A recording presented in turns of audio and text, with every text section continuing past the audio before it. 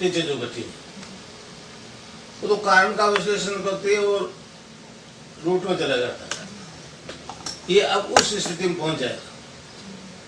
तो उस स्थिति का वर्णन किया है महर्षि ने, उसको मैं इसमें डायरी नोट किया है। तो वो ये पढ़ ले, उसके बाद में आप समझाओ कि आप ये सब जानकारी आप दुनिया को दे सकते हो। अब कर्नाटक और महाराष्ट्र के बीच में लातूर में हुआ था। तेजराज नाम का एक मेरे शिष्य, वो संडे को बिजनेसमैन है, ध्यान कर रहे थे। उसने कहा आदमी जमीन के अंदर जा रहे हैं और बृहस्पतिवार को वो करना, समझे? तो ये मैंने मतलब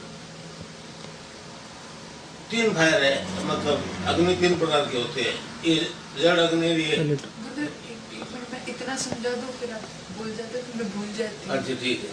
What Gurudev has said is that now that you have started progressing on this path, you're not a regular street walking person sort of anymore. You're a yogi now.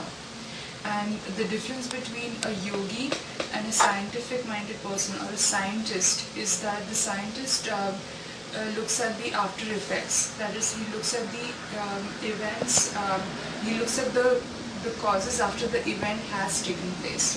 For example, there is an earthquake, so he will look at the causes that led to the earthquake. Or for example, there is a tsunami, so he looks at the events that led up to it.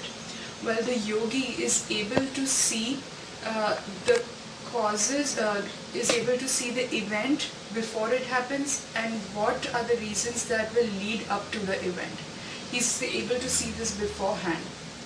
So Gurudev sort of has given an instance of this, that there was a huge earthquake in India about 6 to 8 years ago in the middle of Maharashtra state.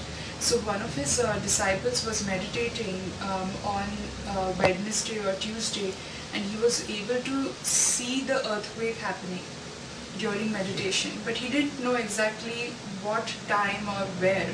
And the earthquake then took place on Thursday, but he was already able to see it on Tuesday or Wednesday.